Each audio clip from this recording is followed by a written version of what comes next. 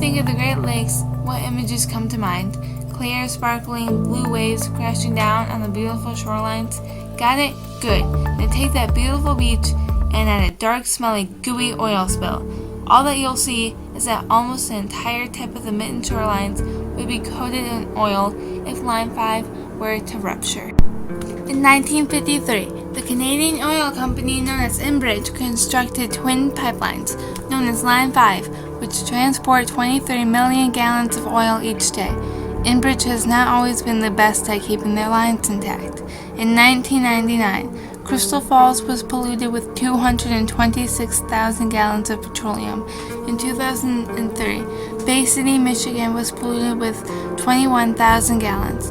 Enbridge is also the cause for the largest land-based oil spill in U.S. history in Kalamazoo, causing between 877,000 and 1 million U.S. gallons to leak.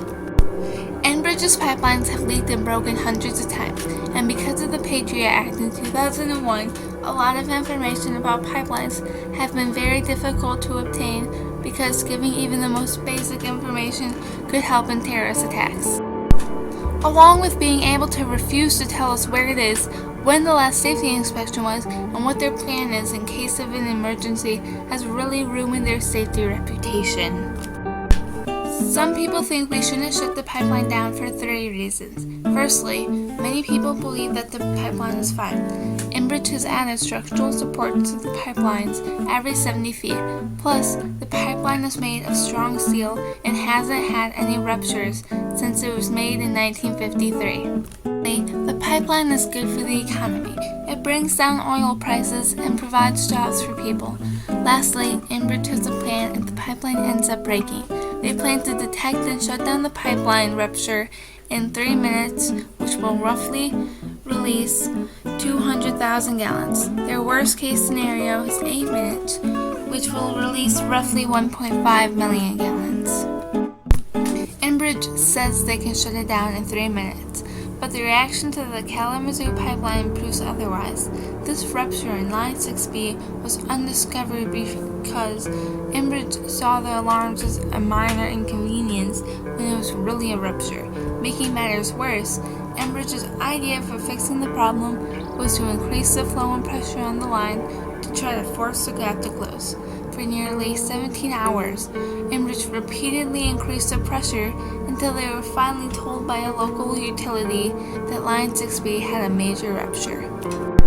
They even said 10 days before the spill that they had a plan to detect the spill almost instantly, and look how that turned out. For the Kalamazoo oil spill, Enbridge knew about cracks in the corrosion on Line 6B. Secondly, the Mackinac Straits are the worst possible place for an oil spill. It's where Lake Michigan and Lake Huron meet, making it even more devastating. In fact, the flow of water is 10 times stronger than Niagara Falls. Enbridge does not currently have a plan for the winter spill. Even if it isn't winter, the extreme weather will make the cleanup nearly impossible. Thirdly, there are potential dangers to this pipeline. One danger is from anchors. Line 5 has the risk of being affected by dropped or dragged anchors. Some other dangers are corrosion and incorrect operation. Lastly, data collected from the Pipeline Hazardous Materials Safety Administration, or PHMSA, point out that Line 5 has at least 2,400 known defects as of 2011. The same documents prove that Enbridge has only inspected 12% of those known defects. This information proves that Enbridge does not do a good enough job at monitoring the pipeline.